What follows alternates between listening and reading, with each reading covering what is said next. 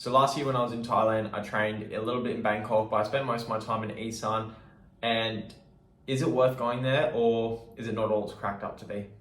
What is going on, guys? It's Dylan the Machete here, and today we're speaking all about Isan. So I was there last year from about September through to the start of November. It was great there. It was good time training. It was very different experience compared to Phuket and very different experience compared to Bangkok. So those are the three places I've trained: Phuket, Bangkok, and Isan. Today's all about Isan, and we're just going to be speaking about a few points. So the first thing you need to know about going to Isan is you're probably going to be the only foreigner around. So where I was staying, it was me and my mate Michael. We were both living in the house right next to the gym, and we were the only foreigners in long radius. So the only other foreigner that I ended up meeting was when we drove 3.5 hours north for me to go fight on a Friday night.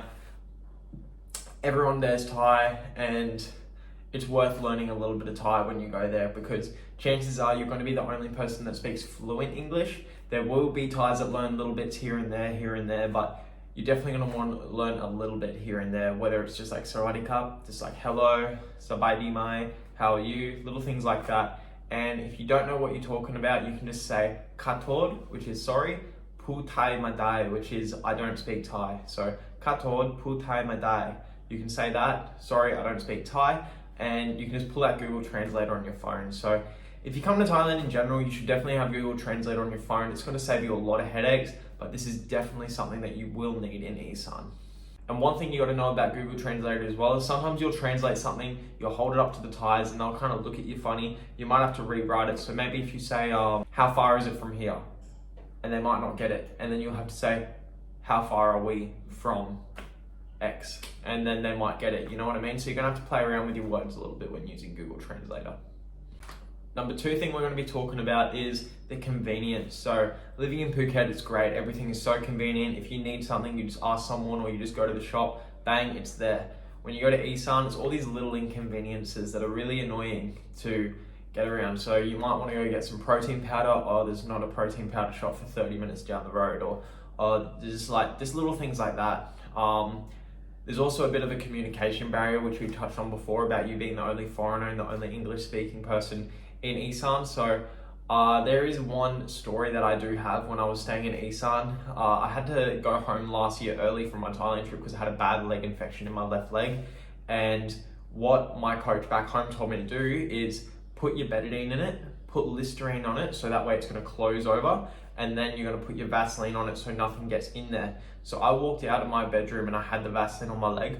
One of the Thai ladies freaked out. She ran up to me and wiped the Vaseline off and said, no, you're going to keep the infection inside. And I was like trying to explain to her, like, no, I've put betadine and stuff in there, so like there's no infection. This is to keep like the infection out. She's like, no, not good. So like just little things like that. It's really annoying to get around, but it is what it is, and that's just what you got to deal with when you're going to Isan. So just be prepared for that, and just know that you might have to do things a little bit differently, or try to communicate a little bit better when you're speaking with the Thais in Isan. Something else in Isan that's really funny, and I kind of figured this out on the first day I was there, is as I was running down the road on my first day training, is that everyone looks at you like you're an alien. So every time I would be running down the road and there would be a car that passed by, you could actually see their heads in the car going like, because there's just so little foreigners in Isan, and they're just not used to seeing us around. So it is kind of a funny thing. Even when I went to go fight in Isan, I fought maybe 3 hours north of the gym. It was a good drive, a shit drive to be honest. But yeah, you are going to be looked at like you're different. Everyone's going to want photos with you, all these little things. You almost feel like a celebrity just because you look so different. But Thais, they're just funny in Isan. They're just going to act like that, and it was a cool experience either way. So yeah, just know that you're going to be looked at like a bit of an alien when you go to Isan.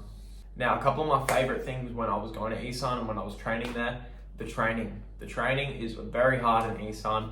They don't pull any punches. However, they are open to rest, at least at the gym that I was at. So if I needed to rest, okay, they'd let me rest. But when I was training, they were going to drill me. So we'd go there, we'd do a 10-kilometer run in the morning, no ifs, ands, or buts. Then you do either conditioning or sparring or whatever you'd be doing. So normally the morning session was the hardest session. It would be like the run, and then you do hard, like whatever it was. It would be super hard training.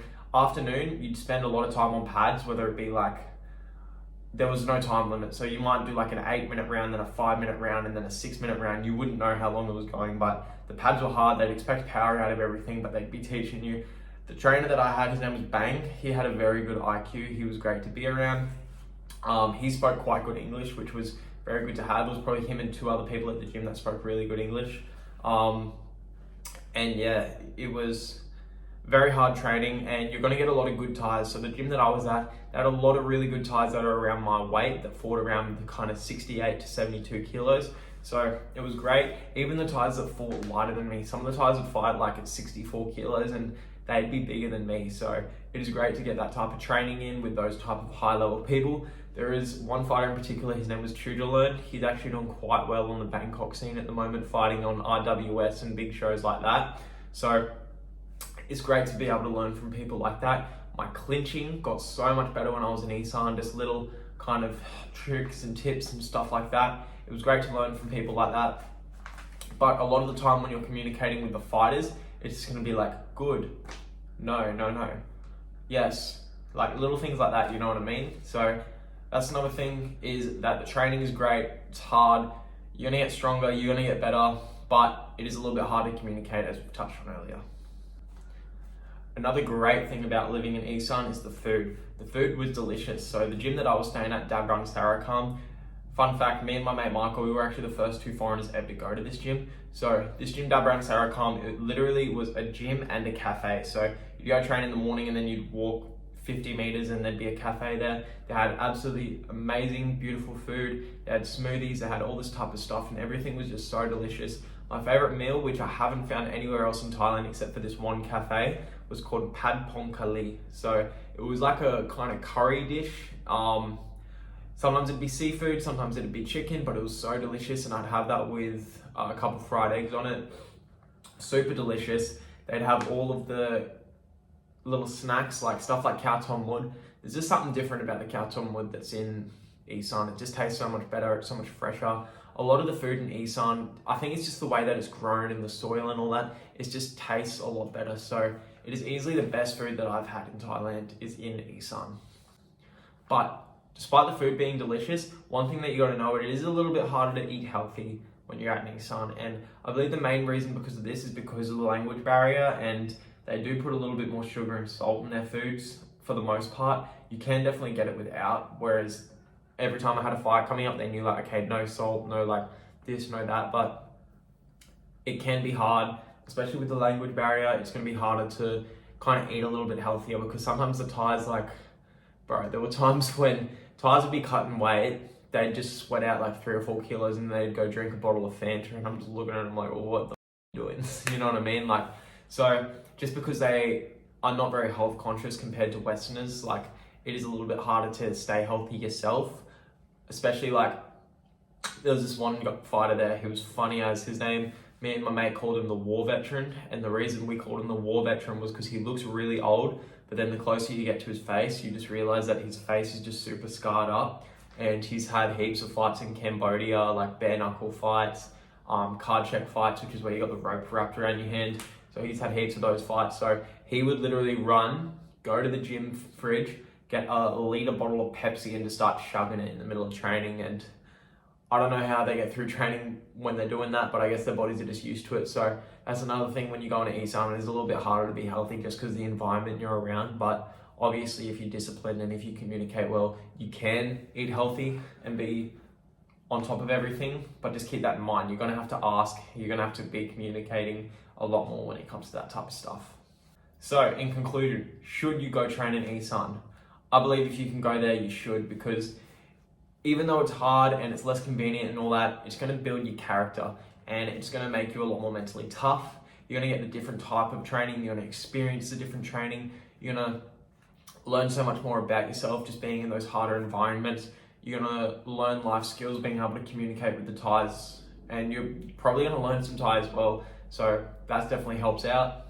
You don't have to go there for too long. You can go there for maybe a month or 2 months like I did, but it's good to experience and it's good to just see the different parts of Thailand while you're out here. So that's all I've got to say for you guys. If you guys do want to see any of my time in Isan, you can go down in the link below. I'm going to leave all of the videos that I did, because I started my YouTube channel when I was in Bangkok, then we went to Isan, did some videos out there.